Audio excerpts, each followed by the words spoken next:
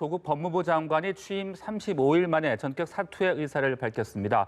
오전까지만 해도 검찰 특수부 축소 폐지를 골자로 한 검찰 개혁 방안을 직접 발표했던 만큼 상당히 예상하기가 힘들었던 사안인데요. 네, 조 장관의 사퇴가 전국에 어떤 영향을 미치게 될지 자세한 내용은 최진봉 성공회대 교수 김성훈 변호사와 함께 자세히 짚어보겠습니다. 어서 오십시오. 네, 안녕하십니까. 네, 사실 이 오전만 해도 이 조국 장관이 검찰 개혁안을 발표를 했기 때문에 이렇게 몇 시간 만에 사퇴 의사를 밝힐 거라고는 예상하기가 쉽지 않았을 것 같습니다. 교수님은 어떻게 좀 보셨습니까? 저도 예상을 못했어요, 사실은. 네. 오늘 이렇게 전격적으로 사퇴할 거라고는 예상을 못했는데 방금 말씀하신 것처럼 법무부에서 본인이 이제 개혁안도 발표를 했잖아요. 그러니까요. 그런데 이제 오늘 이제 방금 보던 내용을 보면 어제 아마 사의를 표명한 걸로 보입니다. 그러니까 제가 볼 때는 본인이 사퇴의 면에서도 얘기했지만 불쏘시개 역할을 하고 본인은 사라지겠다고 얘기했던 것은 네네. 검찰의 개혁이라고 하는 부분을 본인이 완수하는데 일조를 담당하고 더 이상 본인이 할 수 있는 일에서 한계가 있을 때 본인은 물러났다고 봐요. 무슨 말이냐면 검찰의 개혁에 대해서 비입법, 즉 입법부가 하지 않으면 안 되는 일 빼고 나머지 문제는 다 했어요. 그러니까 이게 이제 내일 아마 국무회의에서 통과가 되면 네. 시행령으로나 아니면 규칙, 규정으로 법무부에 시행이 가능하거든요. 예. 이거는 이제 국회의 동의를 받지 않고도 시행이 가능한 것들은 11가지 정도로 오늘 발표한 걸 보면 그것이 법무부 장관에서 할 수 있는 최선의 일이었다라고 판단한 걸로 보입니다. 예. 그리고 지금의 이런 이제 조국 장관 가족 때문에 벌어지고 있는 다양한 형태의 여론의 어떤 문제, 그다음에 이것이 정치권이나 아니면 대통령이 부담이 될 수 있다는 부분, 이런 부분들이 조국 장관한테는 상당히 부담이 됐을 거예요. 그리고 본인이 할 수 있는 것은 법무부 장관으로서 할 수 있는 시행령이나 규칙을 제정하는 법, 네. 이거를 어느 정도 마무리했기 때문에 또 지금 대통령도 오늘 발표를 했습니다만 그 수보회의에서 말씀을 하셨습니다만 조국 장관이 이렇게 얘기했잖아요. 10월 안에 이 문제가 해결되고 실행되길 원한다. 네. 그런데 본인이 만약 장관직에 앉아 있으면서 이걸 발표해 보세요. 10월 안에 시행을 하면 어떻게 되겠습니까? 야권에서는 본인의 부인이나 또 자녀들을 보호하려고 하는 거 아니냐 이런 논란이 있을 수밖에 없어요. 그런 상황에서는 본인이 사퇴해 주는 것이 10월에 이게 실행되는데 문제가 없게 되는 것이고 야권의 공격으로부터도 이 어떤 검찰 개혁이라는 것이 방해받지 않을 수 있는 그런 요소로 작용할 수 있다고 판단했기 때문에 네. 제가 볼 때는 전격적으로 그런 결정을 한 게 아닌가 이렇게 보여집니다. 네, 변호사님도 좀 갑작스러운 사퇴 보면서 어떤 느낌 받으셨어요? 네, 조국 장관과 관련해서는 여러 가지 칭의의 지위가 있습니다. 조국 장관은 정치인으로서 또 조국 장관이었고요. 법무부의 수장이고 검찰 개혁론자였고 또 한편으로는 자연인으로서의 조국 장관도 여러 차례 소환이 됐었습니다. 정치인으로서는 지금 관련돼서 국정의 가장 중요한 과제였던 검찰 개혁에 관해서 오히려 정파적으로 여론이 갈리면서 또 국정의 수행 지지도도 낮아지는 여러 가지 상황에서 부담감을 느낄 수가 있고요. 한편으로는 법무부 수장으로서 검찰 개혁이라는 기치를 내걸고 그것을 위해서 시작을 했는데 네. 오히려 이것이 정치적인 논쟁에 휘말리면서 또 가족 관련된 수사가 벌어지면서 검찰 개혁의 진이 먼저 의심되는 상황에 처하게 됐습니다. 검찰 개혁을 위해서 이 모든 것을 감내하겠다라고 했는데 오히려 검찰 개혁이 더 어려워지는 상황에 처하게 된 것이죠. 그리고 마지막으로 자연인으로서의 조국 장관의 마음을 사실 이번 입장문에서 밝혔다고 생각을 합니다. 이 모든 가족 관련된 수사와 그로 인한 비난들을 감수하더라도 검찰 개혁을 하고 싶었는데 오히려 역으로 자연인으로서의 조국으로서 가지고 있는 가족들에 관한 수사 때문에 검찰 개혁의 진위와 그것을 하고자 하는 것의 의미를 퇴색시키고 있다는 비판도 있었고 스스로도 그런 부분을 받아들였기 때문에 이번에 사퇴한 것이 아닌가 그렇게 생각합니다. 네. 네, 일단 전반적으로 이제 어떻게 오늘 사퇴한 배경과 함께 그리고 왜 사퇴를 했는지 그 배경과 관련해서도 여러 가지 해석들이 나오고 있는데 일단 내일 국감을 하루 앞두고 사퇴한 이 부분도 좀 이례적으로 해석이 되고 있거든요. 그렇습니다. 아무래도 내일 국감에 자유한국당 입장에서는 조국 장관을 불러놓고 또 이제 조국 관련된 제2청문회처럼 그렇게 공격을 하려고 아마 벼르고 예. 있었을 거예요. 그런데 갑자기 사퇴를 하면서 김이 빠진 모양새를 보이고 있죠. 그리고 이제 더 이상 조국 장관이 사퇴를 하면서요. 법무부 장관으로 조국 장관이 있을 때 여러 가지 공격의 포인트가 많이 있었는데 네. 자유한국당 입장에서는 그 공격 포인트를 잃게 되니까 국정에 전념해야 된다. 즉 다시 얘기하면 입법 프로세스 역할을 더 열심히 해야 되는 상황이 놓이게 됐죠. 또 하나 우리가 간과하지 말아야 될 게 뭐냐면 검찰이 이런 방식으로 조국 장관 관련된 수사를 전격적으로 하고 집중적으로 할 뿐만 아니라 강도 있게 하잖아요. 그렇게 되면 패스트 트랙에서 지금 고소고발이 돼 있는 자유한국당 의원들 황교안 대표가 나서가지고 본인만 조사받고 나머지는 조사받지 말라고 얘기했지만 예. 검찰이 과연 그걸 그냥 두고 볼 수 있을까? 하는 논란도 있을 수 있습니다. 그러면 자유한국당 입장에서 상당히 어려운 상황에 빠질 가능성도 있다고 저는 보여요. 예. 그 안에 내부적으로 의원들의 반발이 있을 수도 있고요. 이걸 만약에 검찰 입장에서는 제가 볼 때 지금의 조국 장관 가족 관련된 수사의 모습을 보면 앞으로도 그런 태도를 계속 견제할 걸로 저는 보이거든요. 또 예. 그래야 된다고 생각을 하고. 그런데 자유한국당 의원들이 출두하지 않는데 그냥 계속 보고 있다? 이렇게 되면 국민적 여론이나 검찰 개혁에 대한 여론은 더 커질 수밖에 없습니다. 네. 그러니까 윤석열 총장 입장에서는 공평하게 공정하게 해야 되기 때문에 자유한국당에 대한 어떤 수사도 계속 될 거다. 네. 그런 차원에서 본다고 하면 자유한국당 입장에서는 내일 또다시 한번 자유한국당의 의원들을 통해서 국정감사에서 조국 장관을 공격하면서 현 정부나 아니면 여권에 대한 지지율을 떨어뜨리려는 의도를 갖고 있었을 텐데 예. 그 부분에 차질이 생기는 상황이 됐다고 볼 수 있겠습니다. 네, 이례적으로 해석되는 부분을 좀 짚어봤고요. 사태를 결심하게 된 배경과 관련해서도 좀 자세히 짚어보고 싶은데 지금 여러 가지 해석들이 나옵니다. 여러 변수들이 나오고 있는데 어떤 부분이 가장 주요하게 작용을 했다고 보십니까? 가장 중요한 것은 시작도 그리고 끝도 검찰 개혁이라고 생각을 합니다. 지금 조국 장관을 임명했던 정부의 입장도 그렇고 조국 장관 본인도 그렇고 이번 사퇴의 변에서도 결국은 마지막으로 강조했던 게 검찰 개혁에 관한 부분이었죠. 검찰 개혁을 위해서는 어떠한 비난을 감수하고라도 이것을 내가 이루겠다라는 부분이 있었고요. 검찰 개혁의 가장 중요한 부분으로서 인권을 존중하는 검찰권의 행사 그리고 검찰 수사와 기소 과정에서의 견제와 균형에 관해서 이야기를 했습니다. 제일 중요한 거는 이제 그 개혁의 방향이나 내용도 중요하지만은 개혁을 실행하는 주체에 대한 신뢰성도 굉장히 중요합니다. 지금 그 인사청문 과정 그리고 이후의 임명 과정에서 조국 장관의 일가에 대한 수사가 굉장히 강도 높게 이루어졌고 이것이 매일 언론의 지면을 장식했고 예. 급기야는 이제 광화문과 서초동에서 각각 이제 지지하고 반대하는 집회가 열리지 않았습니까? 네. 일각에서는 이제 조국 수 검찰 개혁을 외쳤고 일각에서는 조국 사퇴를 외쳤습니다. 근데 어떻게 보면은 검찰 개혁이라는 중요한 과제를 이루어야 하는데 검찰 개혁이 나오지 않고 조국 수 혹은 조국 사퇴만 나오는 상황에서 많은 부담감을 가졌을 것이라고 생각을 하고요. 일단 검찰 개혁의 중요한 방향성에 대해서는 제시를 했고 거기에 대해서는 확인이 됐고 검찰도 어쨌든 공개적으로 동의를 한 상황이기 때문에 이후에는 이런 정치적인 논란이 아닌 검찰 개혁 자체를 이루어 나갈 수 있는 동력을 확보하기 위해서 스스로 결정하지 않았나 그렇게 생각합니다. 네, 조국 장관의 또 사퇴 입장문을 보면요, 불쏘시개 역할은 여기까지다라고 이야기를 했고 검찰 개혁 입장문 끝을 이제 국민 여러분께서 지혜와 힘을 모아줄 것을 당부합니다. 이렇게 마무리를 했더라고요. 그렇습니다. 입장문은 어떤 내용들이 좀 눈에 띄셨습니까? 그러니까 저는 이제 뭐 본인이 불쏘시 역할을 했다고 하는 네. 것도 눈에 띄는 부분이에요. 왜냐하면 본인이 지금 여러 가지 사실은 청문회 전국에서 본인의 가족과 관련된 여러 가지 수사가 진행되면서 얼마나 개인적으로 힘들었겠습니까? 저는 개인적으로 힘들었을 거라고 생각을 해요. 누구든 네. 그 자리에 있었다고 하면 엄청난 그 스트레스를 받았을 겁니다. 그럼에도 불구하고 본인이 장관 자리를 유지했던 이유가 결국은 검찰 개혁, 사법 개혁이라고 하는 국민의 어떤 여망 이런 부분을 이루고 싶었던 소망이 있었다고 저는 보거든요. 예. 그러니까 어찌 보면 인간적으로 만신창이가 될 정도로 힘든 상황을 겪으면서 그 자리를 지켰던 이유가 그 이유였고 그 이유를 이제 35일 정도 했지만 법무부 장관으로 있으면서 제도화했다는 점에서는 의미가 있다고 본 것 같아요. 그러니까 불쏘시개라고 하는 것은 검찰 개혁의 완성은 입법부를 통해서 이루어져야 돼요. 그러니까 지금 현재 법무부 장관으로서 할 수 있는 모든 일은 다 했잖아요. 그리고 나면 이게 완성은 아니거든요, 사실은. 공수처라든지 검경수사권 조정 문제는 입법 사안이기 때문에 뭐 국회에서 해결해주지 않으면 이 문제를 해결할 수 없어요. 예. 그러니까 법무부 장관을 할 수 있는 것은 당장 뭐 인권적인 문제라든지 아니면 특수부를 축소하는 문제라든지 이런 문제는 이제 법무부 차원에서 할 수 있는 일이니까 그 부분은 본인이 완성했고 예. 그 부분이 불쏘시가 돼서 이제는 검찰 개혁의 도도한 흐름을 되돌릴 수 없는 흐름으로 만들어 달라고 하는 요청이라고 저는 보고 마지막에 국민들의 도움이 필요하다고 주장한 것도 네. 여론이 뒷받침해 주지 않으면 이게 그전에도 몇 차례에 걸쳐서 검찰 개혁을 하려고 다른 정부에서도 추진을 했었습니다. 그런데 다 아시는 것처럼 다 실패했어요.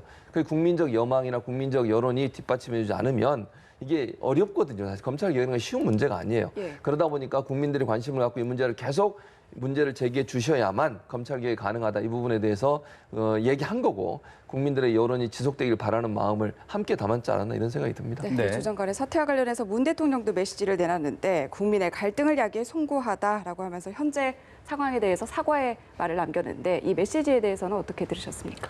네, 지난 2달간 유례 없을 정도로 강력한 정치적인 갈등이 표면화됐습니다. 네. 그리고 이 정치적 갈등은 과거와는 또 다른 양상이 있었고요. 기존의 한 진영으로 속했던 곳에서도 여러 가지 의견들이 있었고 또 비판들이 있었습니다. 사실 문재인 대통령께서도 말씀하셨고 또 조국 장관도 입장문에서 밝혔고 처음부터 끝까지 이제 검찰 개혁이라는 중요한 국정 과제를 이루기 위해서 임명과 이후의 개혁 과정들이 나왔는데 네. 오히려 검찰 개혁은 실종되고 거리에서의 정치적인 구호가 난무하는 상황이 사실 벌어진 것입니다. 결과적으로는요. 하지만 아까 교수님께서 잘 말씀해 주셨지만은 검찰 개혁이라는 거는 어떤 특정 정파나 정치적인 진영의 이익을 위해서 이루어져서도 안 되고 이루어질 수도 없는 것입니다. 그렇게 되면 아무것도 되지도 않겠죠.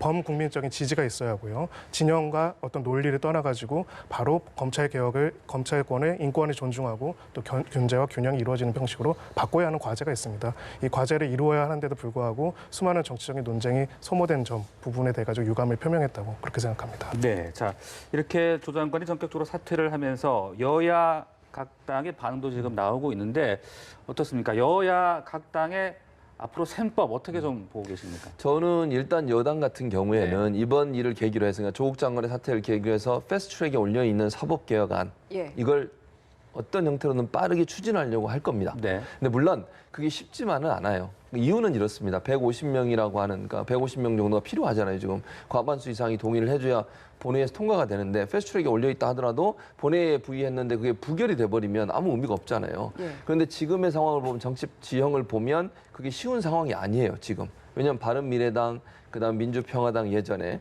그리고 뭐 정의당까지 다 도와줘야만 사실 할 수 있는 건데 네. 그 자체가 정의당 같은 경우도 사법개혁 관련된 법안뿐만 아니라 정치 개혁 관련된 법안도 함께 지금 통과시키자고 주장을 하고 있는 거 아니겠습니까? 예. 근데 이걸 먼저 통과시키는데 과연 도움을 줄지 하는 부분도 의문이고 바른미래당 같은 경우는 이제 반대 의견이 더 세고요. 물론 그 안에 의견이 좀 나눠지긴 합니다만 그런 상황이라고 하면 쉽사리 그러니까 통과될 것이 어느 정도 보장되지 않으면 그걸 부의하기가 어려운 상황이 됐다. 그러면 이제부터는 정치력이다. 저는 그렇게 봐요. 그래서 여당은 사법개혁 관련된 여러 가지 법안들이 통과될 수 있도록 야당과 협의하고 논의하고 이런 전략으로 갈 거고 야당은 아무래도 이제 공수처 문제를 집중적으로 공략을 하면서 사법개혁안에 대해서 통과를 저지하는 쪽으로 갈 겁니다. 자유한국당 같은 경우에. 네. 그러면 중간에 끼어 있는 다른 야당들이 어떤 태도를 보이느냐가 결국 추후에 정치적으로 이 문제가 어떻게 풀릴지가 결정될 사안이라는 생각이 듭니다. 네, 여야가 앞으로 어떤 흐름을 보일지 좀 지켜보도록 하고요. 앞으로 검찰 수사는 어떻게 될지 좀 이 부분도 짚어볼 필요가 있을 것 같은데요. 네, 검찰로서는 어떻게 보면은 정치적인 부담은 좀 덜 수는 있을 거라고 생각을 합니다. 현직 법무부 장관의 가족에 관한 예. 수사에 대해서는 어떻게 하더라도 논란이 있거든요. 가령 이제 영장을 청구한다고 했을 때 원래 영장 청구는 구속의 필요성이 있어야지만 청구를 해야 하는 것이 맞습니다. 네. 근데 검찰이 수사 자료나 내용들을 봤을 때 구속의 필요성이 없다라고 판단을 하더라도 영장을 청구하지 않으면은 혹시 현직 법무부 장관 일가 때문에 압력 때문에 그런 것이 아니냐 의혹이 제기될 수 있고요.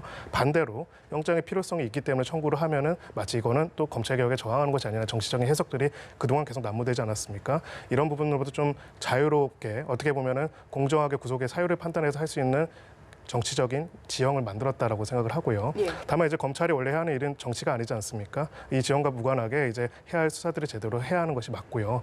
또 지금 무엇보다도 가장 검찰로서는 부담스러울 수 있었던 부분은 지금 현직 법무부 장관에 관해서 어떻게 참고인 혹은 피의자로 조사를 하는가에 하는 부분이었을 겁니다. 지금 정경심 교수 기소를 앞두고 나서 이제 그거와 관련된 조국 장관에 관해서는 어떻게 혐의 조사를 해야 할지를 고심했을 텐데 이 부분에 대해서도 조금은 형식과 방식에 대해 가지고는 기존과 다른 방식을 선택할 수도 있을 것이라고 생각합니다. 네, 교수님께서는 이번 조국 장관 사태가 검찰 수사에 어떤 영향을 줄 거라고 보세요? 저는 크게 영향을 줄 것 같진 않아요. 예. 왜냐하면 검찰 입장에서는 원래 기존에 했던 방식을 계속 추구할 거라고 저는 보고요. 윤석열 총장이 어쨌든 원칙적으로 가겠다고 계속 네. 밝히고 있지 않습니까? 네. 그런 상황에 조국 장관이 사퇴를 했다고 해서 특별히 검찰이 수사를 안 하거나 적극적으로 이럴 가능성은 저는 낮다고 봅니다. 왜냐하면 검찰이 만약에 이번에 제대로 수사를 안 하거나 또는 정경심 교수에 대한 수사가 제대로 안 됐을 경우는 검찰도 엄청나게 비난을 받을 수 있는 요소가 있어요. 그래서 저는 원칙적으로 할 거라고 보고요. 네. 그 어떤 취지나 어떤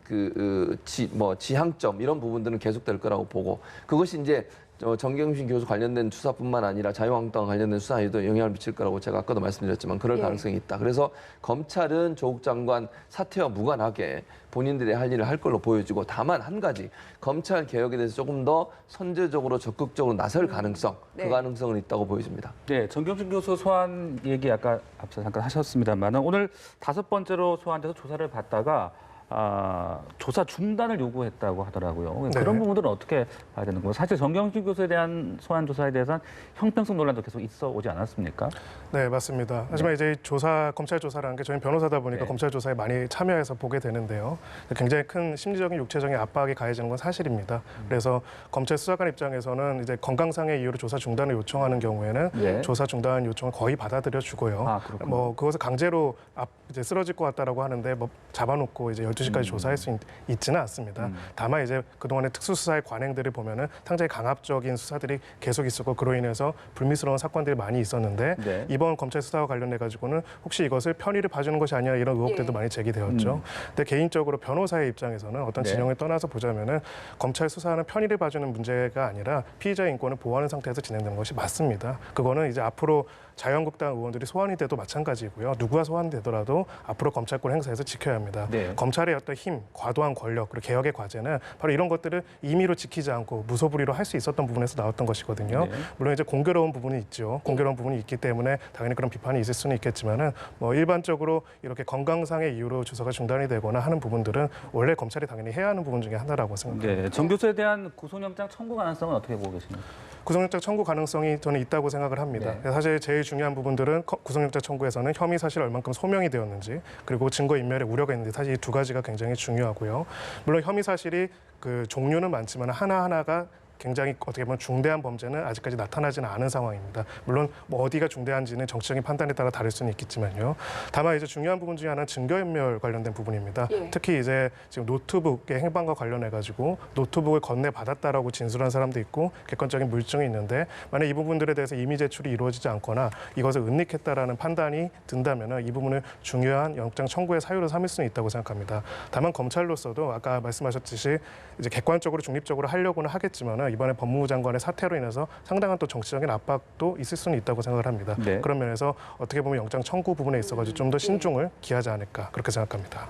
뭐 저는 아까도 말씀드렸지만 네. 기본적으로 검찰이 이번 수사에 대해서는 원칙적으로 가야 된다고 봐요. 그렇지 않으면 정말 힘들어집니다. 네. 검찰의 원칙을 지키지 않거나 지금까지 했던 방식을 계속하지 않을 경우에는 정말 여론이 가만히 있지 않을 거예요. 그건 양쪽 다 문제입니다. 네. 이건 진보 보수를 떠나서 진보 진영 진보 진영 나름으로 또 불만을 얘기할 거고요. 보수 진영 보수 진영 나름으로 불만을 얘기할 겁니다. 그러니까 원래 지켰던 원칙을 지키는 것만이 검찰이 국민의 사랑을 받을 수 있고 네. 이제 여론에 휘둘리지 않고 본인의 길을 가는 것만이 양쪽으로부터 공격을 피할 수 있는 방법이라 저는 그런 생각이 들고요. 아까도 예. 말씀드렸지만 검찰 개혁이라고 하는 부분이 국민의 여망인 건 분명해요. 그거는 저는 조국 장관 가족과 관련된 사건과 수사가 연관돼서 이게 애매해졌지 원래 여당 야당 할 것 없이 다 검찰 개혁 얘기했었어요. 김 변호사님 아까 얘기했잖아요. 인권 문제도 검찰이 오랫동안 그런 문제 때문에 논란이 됐었고 비판을 받아왔었잖아요. 그리고 검찰 개혁에 대해서 반발한 것도 사실이에요. 지금까지 검찰이. 네. 특수부 이런 문제도 마찬가지 개념이고요. 예. 그러나 이런 문제는 여야 다가 예전에 다 비판했던 부분이고 바꿔야 된다고 주장했던 부분이기 때문에 이건 조국 장관이 사퇴한 이후에는 이 부분이 더 강하게 주장될 가능성이 있다. 그래서 검찰은 적극적으로 검찰 개혁의 주체가 되라고 예. 하는 오늘 대통령의 말씀을 잘 새겨들어서 네. 검찰 개혁에 적극적으로 나서는 모습을 보이는 게 필요하다는 생각이 네, 듭니다. 그런데 말이죠. 그 검찰 개혁의 동력이 이제 조 장관이 사퇴하면서 동력이 떨어지지 않을까 이런 분석들도 있던데요. 저는 그렇게 보진 않아요. 네. 그러니까 일차적으로 아까 말씀드린 것처럼 법무부에서 이제 시행령에 이런 걸로 바꿀 수 있는 11가지를 얘기했잖아요. 네. 그거는 사실 예전부터 논란이 됐던 거 또는 예전부터 얘기가 나왔던 거예요. 근데 왜 의미가 있냐면 이걸 제도화한다는 데 의미가 있다고 저는 보거든요. 예. 네. 규칙에 집어넣고 시행령에 집어넣는 것과 그냥 말로만 주장해서 이거 왜 안 되냐고 주장하는 건 전혀 다른 차원의 문제라고 저는 봐요. 국무회의를 통과하게 되면 시행령으로 이제 완성이 되기 때문에 그럼 지키지 않으면 뭔가 처벌을 받게 되거나 아니면 제재가 따르게 되는 거잖아요. 그럼 바꿀 수도 없어요. 법을 예. 바꾸지 않는 이상은. 그런 차원에서 의미가 있기 때문에 이건 출발점이 분명히 이루어졌다라고 봐요. 아. 예전에 전 정권에서 하지 못했던 일을 네. 어쨌든 이번 정부에 했다는 점에서 의미가 있고, 그리고 이 이제 동력, 검찰 개혁에 대한 동력이 네네. 조국 장관을 지지했던 사람들은 더 강하게 일어날 가능성이 있다고 저는 봅니다. 예. 그렇다고 하면 여론은 계속 검찰 개혁을 주장할 것이고, 민주당은 어쨌든 뭐 어려움이 있긴 하지만 사법개혁 관련된 법안들을 통과시키기 위해서 패스트트랙에 온 힘을 다할 겁니다. 예. 그렇다고 하면 동력이 크게 떨어질 가능성은 저는 낮다고 봐요. 네, 앞으로 검찰 개혁 어떤 흐름을 보일지 좀 지켜보도록 하고요. 앞으로 조국 장관은 어떤 행보를 보이게 될지 이 부분도 좀 관심이 쏠리거든요. 1차적으로는 지금 상황에서는 당분간은 좀 그냥 개인적으로 네. 재판에 임하는 부인을 돕는다든지 아니면 가족 관련된 또 재판이 어떻게 될지 모르는 상황이니까 거기에 대해서 집중할 거라고 저는 봅니다. 그리고 어느 정도 수사가 마무리되고 어떤 경우가 나올지 모르겠지만 결과가 나오는 내용에 따라서 충분히 저는 정치적 행보를 할 수 있을 거라고 봐요. 근데 물론 아까 전제는 제가 말씀드렸어요. 네. 이게 정경심 교수에 대한 수사 결과가 어떻게 나오느냐, 또 자녀와 관련된 문제, 이런 문제가 검찰과 법원에서 어떤 결과가 나오느냐에 따라 영향을 받을 겁니다. 만약의 경우를 말씀드리는 겁니다. 범법행위가 확인이 되거나 처벌을 받게 되면 어려워지겠죠. 그러나 그게 아니고 만약에 법원의 판단을 검찰의 판단이 일정 부분 그 문제가 없다든지 아니면 처벌을 받을 만한 정도는 아니다. 윤리적으로 예. 비난받을 수 있지만 이 정도로 나오게 되면 저는 충분히 총선에도 본인의 정치적 행보를 할 수 있는 여건이 생길 수 있는 조건은 된다. 그렇게 보여집니다. 네, 아직 조금 뭐 이런 얘기가 될 수도 있겠습니다만 차기 법무부 장관이 또 누가 될지 이 부분도 벌써 관심을 두는 분들이 계시더라고요. 상당히 인선에 좀 고심이 클 것 같은데 어떻게 예상을 하십니까? 네, 이번에 조국 법무부 장관의 임명과 임명 네. 후에 이 2달, 3달간의 전국은 사실 여러 가지 층의 문제를 보여줬습니다. 예. 인사청문 과정에서 사실은 그 장관 후보자뿐만 아니라 가족의 일가 모든 부분에 대해서 좋게 말해서는 굉장히 엄밀한 검증이지만 또 나쁘게 말해서는 신상털기식의 의혹 제기들이 있다는 것이고요. 두 번째로는 이제 검찰 개혁이라는 어떤 표지를 가지고 갈 때 검찰에서 강력한 저항을 할 수도 있다라는 우려들이 나타났습니다. 예. 그리고 또 무엇보다도 이제 조국 장관을 임명하는 과정에서 임명을 하느냐 마느냐, 임명한 다음에도 많은 정치적인 소모와 논란이 있지 않았습니까? 그래서 이제 정부로서는 사실 새로운 장관을 인선하는 데 있어서 검찰 개혁에 대한 공개적인 의지가 있으면서도 검찰 조직의 저항을 넘어설 수 있고 그러면서도 야당의 공세를 피할 수 있는 인물을 골라야 할 텐데 사실 네. 거의 없습니다. 근데 어찌 보면은 굉장히 좀 조심스럽지만은 지금 윤석열 총장이 검찰 개혁에 어떻게 보면은 반대되는 입장이 아닌가라는 의혹 제기들도 있지 않았습니까? 또 한편으로는 야당에서는 과거에 검찰총장 임명할 때가 아니라 현재는 검찰총장 임명돼서는 윤석열 파이팅을 외치고 네. 있는데요. 윤석열 총장이 정말 검찰 개혁에 대한 의지가 있고 또 검찰 조직을 추스려서 갈 수가 있다면은 그런 부분들까지도 저는 법무부 장관으로서 고려할 수도 있다라고 생각을 합니다. 네, 조금 전 막 들어온 소식에 의하면 문재인 대통령이 조국 법무부 장관의 사표를 수리를 했군요. 네, 조금 전 들어온 소식에 의하면 문재인 대통령이 조국 법무부 장관의 사표를 수리했다고 합니다. 네. 이렇게 되면 이제 전 장관이라고 해야 될 것 같은데, 네, 맞습니다. 네, 이제 조국 전 장관이 됐고 앞으로 잠깐 앞에서도 여쭤봤습니다만은 차기 법무부 장관 인선이 쉽지 않을 것 같은데요. 쉽지 않죠. 예. 왜냐하면 지금 이런 상황이라고 하면 누가 법무장을 하려고 하겠습니까, 예. 사실. 김 변호사님 얘기했지만 거의 뭐 온 가족이 털리는 상황이는 이러니까 아무도 고사할 것 같아요, 제가 볼 때. 네. 그리고 지금 또 문제는 뭐냐면 전국을 흘러가는 전국의 상황을 보면 패스트트랙에 올려놓은 법안을 빨리 통과시켜야 되는데 네. 만약에 청문회를 또 하게 되잖아요. 그러니까 누군가 법무장을 지명하게 되면 청문회해야 되잖아요. 그럼 전국이 청문회 전국으로 확 바뀌게 됩니다. 그럼 이제 공격 포인트가 생기잖아요. 그러니까 예. 자유한국당 입장에서는 누가 됐든 그 사람에 대한 흠결을 찾아내서 공격을 할 것이고 방어하게 되고 이러면 청문회 전국이 되면서 패스트 트랙을 추진하려고 하는 10월 말까지 지금 추진하려고 하는 민주당의 어떤 동력이 일정 부분 또 제동이 걸릴 가능성이 있어요. 네. 그 부분은 뒤로 밀릴 가능성이 있다는 말씀이죠. 그런 차원이라고 하면 차라리 당분간 법무부장을 임명하지 않는 그리고 차관 체제, 그러니까 대행 체제로 갈 가능성도 저는 있다고 봅니다. 예. 그래서 당장 급하게 법무부 장관을 찾아서 임명할 특별한 이유가 저는 없다고 봐요. 물론 뭐 그건 대통령의 선택이니까 하실 수도 있겠죠. 네네. 그러나 제가 정치적으로 그냥 본다고 하면 그럴 가능성이 낮다고도 보여집니다. 당분간은 대행 체제로 가고 체제로. 왜냐하면 아까도 말씀드렸지만 법무부에서 이제 사법개혁 관련해서 특별히 할 수 있는 일은 없어요. 예. 그러니까 물론 법무부가 하는 일이라고 하는 국회를 설득해서 국회가 법무부가 요구하는 그런 여러 가지 개혁 방안들이 관철되도록 만드는 거지만 지금 국회에 계류돼 있는 걸 보면 이건 여야가 해결할 문제라고 저는 보여지거든요. 예. 그러니까 법무부가 할 수 있는 여러 가지 입법적인 요소들은 법무부 차원에서 이미 이루어졌으니 네. 이제는 법무부는 그걸 도와주고 서포트하는 역할을 하는 거니까 예. 입법부가 좀 더 역동적으로 움직이도록 만들어준다는 차원에서는 차라리 청문회 전국으로 가지 않고 네. 대행체제로 일정 부분 가다가 예. 어느 정도 시점이 지나면 그때 임명하는 방법을 쓰지 않을까 하는 생각도 개인적으로 해봅니다. 네, 뭐 법무부 장관의 인선이나 임명이 쉽지 않은 상황이다. 지금으로서는 이렇게 얘기를 해주셨는데 앞서 문재인 대통령이 검찰 개혁에 끝까지 매진하겠다라고 메시지를 밝히기도 했잖아요. 그렇다면 이 부분은 좀 어떻게 좀 살려갈 수 있을지. 저는 아까도 예. 말씀드렸지만 검찰 개혁이라고 해서 국민의 여론이 중요하다고 얘기했고 그 여론의 영향을 받는 것은 국회예요. 국회의원들은 총선 앞두고서 여론의 영향을 받을 수밖에 없어요. 네.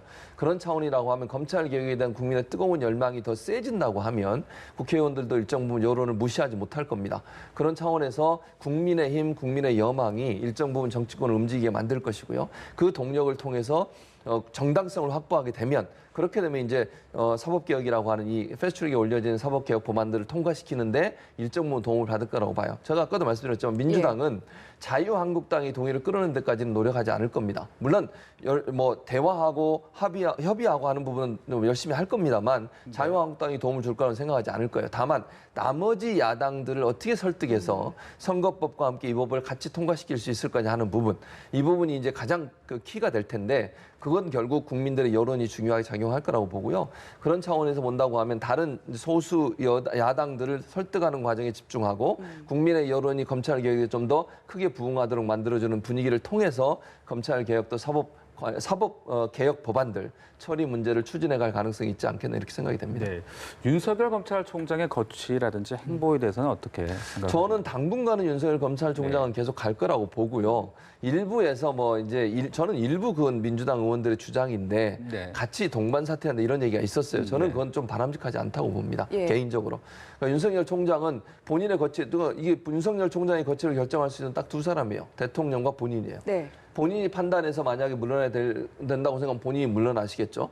아니고 대통령이 그러면 인사권을 발휘해서 물러나게 한다. 저는 그 가능성은 낮다고 봅니다. 예. 대통령 입장에서는 지금 임기가 보장돼 있는 검찰총장에 대해서 이런 문제가 있었다고 해서 물러나게 하거나 이렇게 됐을 때 여론이 결코 좋게 나오지 않을 거라고 저는 생각해요. 네. 그러나 다만 윤 총장 입장에서 본인의 상관이었던 법무장이 물러난 상태 그리고 수사가 어느 정도 마무리되고 나면 본인의 선택에 의해서 그걸 어떻게 할 거 그건 뭐 본인의 선택이라고 저는 봐요. 예. 근데 그렇게 될지 안 될지는 저는 모르겠고요. 지금 상황에서 네네. 예측할 수 없고 그러나 당분간 이 수사가 마무리되기 전까지는 윤석열 검찰총장이 물러날 가능성은 저는 없다고 보고 네. 그래서도 안 된다고 봅니다. 네, 윤 총장의 거취와 관련돼서 혹시 비슷한 의견 갖고 계신지 아니면 또 다른 의견 갖고 계신지 궁금한데요. 네, 저는 같은 의견을 가지고 있습니다. 예. 같은 의견을 가지고 있고요. 윤 총장의 이제 수사에 대해서 많은 문제들이 됐는데 저는 지금 검찰 개혁과 관련해서 이거는 어떤 정파와 어떤 장관과 정부를 떠나서 굉장히 중요한 부분은 검찰 개혁이라는 주제에 대한 어떤 정파성을 없애는 것이라고 생각을 합니다. 어떤 특정 정파가 아니고요. 아까 제가 인권에 대해서 말씀을 드렸지만은 누가 어떻게 수사를 받든 공평타당하게 지켜줘야 하는 게 바로 검찰 개혁의 요주입니다. 그런 면에서 이제 이 검찰 개혁의 논의를 이끌어가기 위해서는 단순하게 조국 법무부 장관을 지지하거나 혹은 반대하는 그런 입장이 아니라 모든 국민들 어떻게 보면 중도, 광화문과 서초에 모두 쓰지 않았던 그런 국민들의 지지를 얻어야 하고요. 그런 인사와 그런 내용들로 추진이 되어야 한다고 생각하고요. 이런 상황에서 만약에 윤석열 총장이 거취를 결정을 해가지고 사퇴를 하게 된다라고 예. 되면 마치 압력에 기해 가지고 사퇴하게 되는 모양이 되지 않겠습니까? 저는 아까 역으로 굉장히 조심스럽긴 하지만은 윤석열 총장이 검찰 개혁에 대한 진정한 의지가 있다면은 오히려 법무부 장관으로서 역할도 수행할 수도 있다고 생각을 합니다. 물론 굉장히 정치적으로 어려운 부분이 있겠지만요. 하지만 지금 검찰 개혁이라는 것이 중요한 국정과제이고 하나의 정부의 국정과제가 아니라 국민들이 모두 다 원하는 열망하는 것이라면은 이것을 어떠한 정파와 정치적인 세력과는 연관 없이 모두에게 지켜질 수 있는 새로운 개혁의 토대로 만들어야 한다는 것이 제 생각입니다. 네, 네. 조국 장관 사퇴와 관련된 그 여파와 그 영향 그리고 앞으로 울고 올 그런 파장 등을 저희가 짚어보고 있는데 전반적으로 봤을 때 다시 한번 정리하는 차원에서 현 정부의 주요 국정 과제 하나인 이 검찰 개혁 이 테두리 안에서 조국 장관의 사퇴 어떤 그런 의미를 지니는지 이 부분도 다시 한번 짚어볼 필요가 있을 것 저는 같고요. 1차적으로는 조국 장관이 법무부 장관을 살 수 있는 모든 일을 마무리하고 본인이 물러나 주는 것은 이 사법개혁, 소위 검찰개혁이라고 하는 부분들이 제대로 이루어지도록 하는 길을 터줬다고 저는 생각해요. 만약에 조국 장관이 계속 그 자리에 앉아 있어 보세요. 1차적으로 문제가 되는 것은 그 비입법적 요소 있잖아요. 법무부에서 하려고 하는 그 10월 말까지 하겠다고 했던 이것도 못하게 방해할 거예요. 예. 그러지 않겠어요? 그러니까 지금 야당에서 지난 자유한국당에서 계속 공격했던 게 뭡니까? 자기 아내 보호하려고 한 거 아니냐? 자기 아내 수사하는 거 방해하려고 한 거 아니냐? 이렇게 계속 얘기를 해요. 그러면 이거 추진을 어떻게 할 수 있겠어요? 그러니까 조국 장관이 이걸 모르겠냐고요. 본인이 법무부에서 할 수 있는 모든 거 다 마련해 놓고 시행령 발표하려고 하는데 본인이 장관으로 앉아 있는 동안 그건 계속 공격을 받을 수밖에 없어요. 시행을 하는데도 그러면 이렇게 얘기할 수밖에 없잖아요. 본인에 관련된 수사 끝나면 하겠습니다. 이래야 되는데 그러면 예. 또 늦춰져요. 검찰 개혁이. 그런 차원에서 본다면 조국 장관 입장에서는 본인이 물러나 주는 것이 사법 개혁의 틀을 마련해주고 길을 열어줄 수 있다고 본 거라고 저는 봐요.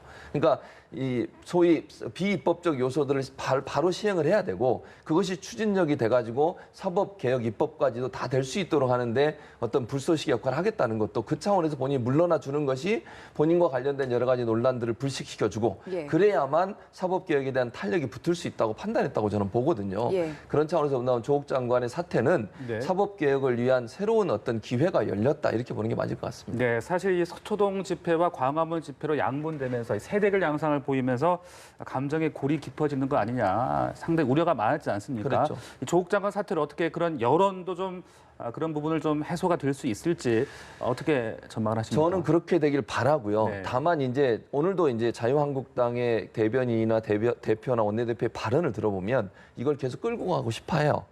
이게 예를 들면 이런 거잖아요. 조국 사태, 조국 장관의 사태로 끝난 게 아니다 이런 말을 계속 네. 하세요. 그 말은 결국 이 조국 장관 사태로 인해서 일어났던 어떤 불신이랄까요? 아니면 실망한 부분이랄까 이런 부분들을 계속 끌고 가면서 자유한국당이 총선에서 유리한 판을 끌어가려고 하는 의도라고 저는 봐요. 그러면서 대통령을 이제 지명을 하죠. 대통령이 사과해야 된다 이렇게 얘기를 하고 물론 오늘 대통령이 2번이나 진심으로 사과를 하셨습니다만 네. 국민들께 그런 요소라고 한다고 하면 제가 볼 땐 자유한국당 입장에서 끌고 갈 거라고 보지만 국민들은 여기서 어느 정도 이제 마무리하길 원한다고 저는 봐요. 무슨 네. 말이냐면 김 변호사님 말씀에 중도층에 있는 분들이나 또는 보수적 성향이지만 중도적 보수를 지향하는 사람들은 이제 지겹다고 느껴요. 네. 조국 장관 얘기 그만 좀 하자 이제. 2달 이상을 온 나라가 이 문제로 얼마나 힘들어했습니까? 예. 눈만 뜨면 이 얘기밖에 안 하잖아요. 그러니까 피로감이 너무 커요. 네. 그러면 이 문제는 이때 사퇴를 했으니 그렇게 주장을 했잖아요. 사퇴하라고. 사퇴했으니 이제는 검찰의 손에 맡겨놓고 검찰이 수사를 열심히 하고 있잖아요. 안 하는 것도 아니고. 그럼 검찰이 이걸 어떤 경우가 나오든 일단 지켜보는 쪽으로 가도록 하는 것이 국민의 저는 여망이라고 생각해요. 물론 극우적 성향이나 아니면 이제 골수적인 어떤 자유한국당 지지하는 분들이야 지금 상황에서도 이 문제가 계속 가기를 원하겠지만 대다수의 국민들은 어느 정도 이 문제는 이제 검찰의 손에 맡겨놓고 검찰이 네. 어떤 경우를 내는지를 지켜보자는 쪽으로 갈 가능성이 높기 때문에 더 이상의 국론 분열이라든지 어떤 대립 양상은 어느 정도 해소될 것으로 네. 보여집니다. 변호사님 끝으로 앞으로 이 분열 양상 어떻게 좀 우리가 잘 풀어 나가야 될 거라고 보십니까? 네, 어떻게 보면 이 분열 양상 때문에 아까도 말씀드렸지만 검찰 개혁이 도대체 뭔지에 대한 이야기가 오히려 부족했다는 생각이 듭니다. 예. 검찰 개혁을 이야기를 하면 그럼 조국 장관을 지지하는 것이냐, 검찰 개혁에 대해서 반대하면 그럼 조국 장관을 반대하는 것이냐 이렇게 대립됐죠. 하지만 현장에서 접하는 사람의 입장에서는 검찰 개혁이 정말 필요합니다. 예. 검찰의 칼끝은 보수, 진보 그리고 일반적인 국민들 모두를 향할 수도 있고요. 때로는 정당하고 적절한 수사를 안 함으로 인한 피해까지도 국민들이 볼 수가 있습니다. 이것들이 그동안에 무엇이 문제였고 이 문제들을 각 단계별로 어떻게 해결할 것이고 이것을 위해서 우리가 어떤 법을 만들어야 하는지를 논의를 해야 하거든요. 대신 이 논의가 마치 어떤 정치적인 구호 속에 뒤덮였기 때문에 네. 논의가 못 이루어졌기 때문에 이야기할 필요가 있다고 생각을 하고요. 또 한 가지는 이번 그 대립 양상에서 나타난 것은 일종의 그 적대적인 그 정보 자체가 서로 편제되어 있어서 소통되는 양식을 보여줬다고 생각합니다. 한쪽에서는 한쪽만 옳다고 생각하고 한쪽에서 한쪽만 옳다고 생각하고 예. 법률가 입장에서는 굉장히 두려운 게 또 걱정되는 우려되는 부분이 검찰이 영장을 청구하거나 압수수색을 하면은 혹은 법원에서 영장을 발부하거나 영장을 기각하면은 그거 하나하나마다 정치의 광장에 섰습니다. 어쩔 때는 서초동에 쓰고요. 어쩔 때는 광화문에 예. 섰죠. 근데 기본적으로 민주주의와 법치라는 저희 공화국의 기본적인 토대가 그런 형태에서는 존속이 불가능합니다. 그렇다면 각자 정권이 잡고는 각자 정파대로 수사와 기소를 해야겠죠. 그렇지 않겠다고 하는 것이 저희들이 지금 가지고 있는 시대적 과제인데 예. 오히려 지금 이 갈등 과정에서 더욱더 모든 수사와 모든 재판을 정파적으로 인식하는 부분이 있었습니다. 그래서 이제는 우리가 조금 냉정해지고 조금 차분하게 검찰 개혁이 무엇인지 그리고 법원과 검찰의 역할을 어떻게 견제하고 어떻게 통제하고 어떻게 공정하게 만들어갈 것이 좀 논의하는 차분한 장이 열렸으면 합니다. 네, 말씀해 주신 것처럼 정치권도 민심도 극과 극으로 나뉜 게 현실이다 이런 해석들이 많은데요. 이번 사태가 우리 정치권에 던진 메시지를 좀 잘 고민해 볼 필요가 있을 것 같습니다. 오늘 말씀 여기서 정리하겠습니다. 고맙습니다. 고맙습니다.